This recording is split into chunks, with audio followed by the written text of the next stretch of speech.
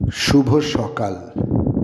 আজ 8ই Boishakh 1431, ইংরাজির 21শে April 2024। 1526 21শে April Ibrahim Lodi ও মুঘল সাম্রাজ্যের প্রতিষ্ঠাতা বাবরের মধ্যে পানিপথের প্রথম যুদ্ধ সংঘটিত হয়। এই যুদ্ধে কামানের প্রথম ব্যবহার করেন বাবর। দিল্লিতে লোদি বংশের অবসান এবং প্রতিষ্ঠা হয় মোঘল সাম্রাজ্যের।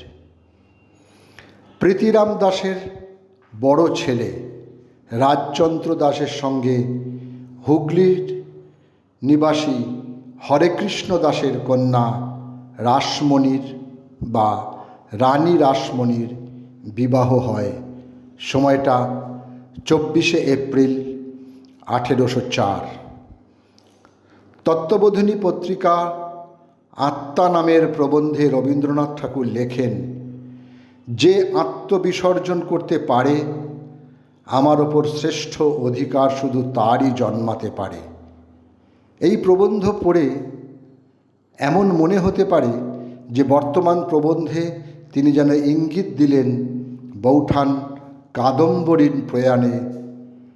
আসলে এ এক আত্মবিসর্জন।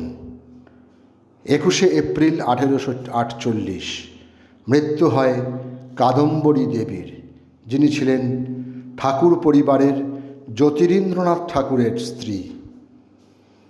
মোহাম্মদ ইকবাল ছিলেন অবিভক্ত ভারতের একজন মুসলিম কবি, দার্শনিক, রাজনীতিবিদ, শিক্ষাবিদ ও ব্যারিস্টার।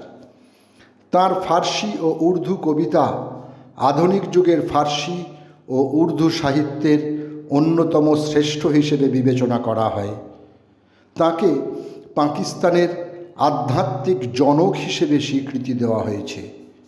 ইকবাল তাঁর ধর্মীয় ও ইসলামের রাজনৈতিক দর্শনের জন্যেও বিশেষভাবে সমাদৃত ছিলেন। আজ তাঁর মৃত্যুদিন।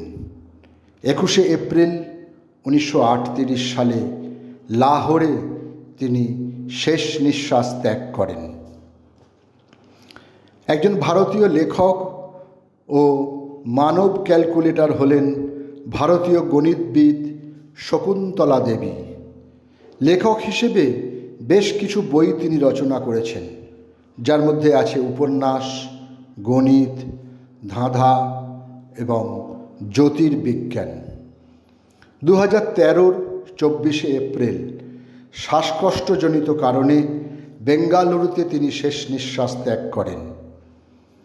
21শে এপ্রিল 2015 প্রয়াত হন আন্তর্জাতিক খ্যাতিসম্পন্ন ভারতীয় বাঙালি বাউল শিল্পী পূর্ণদাস বাউল। পিতা নবনীদাস বাউল। মাত্র 9 বছর বয়সে বাউল গান গেয়ে জয়পুরে এক প্রতিযোগিতায় তিনি স্বর্ণপদক জয় করেন। 2013 সালে কলা বিভাগে বিশেষ অবদানের জন্য তিনি পদ্মশ্রী সম্মানে সম্মানিত হন। 21শে এপ্রিল 2021 89 বছর বয়সে নিজ বাসভবনে প্রয়াত হন কবি শঙ্খ ঘোষ। তাঁর মৃত্যুতে কবি জয় গোস্বামী বলেন, এক মহা বটবৃক্ষের পতন হল। তিনি ছিলেন জাতির বিবেক। প্রাথমিকভাবে কবি রূপে পরিচিত হলেও তাঁর গদ্য রচনার সংখ্যাও ছিল বিপুল।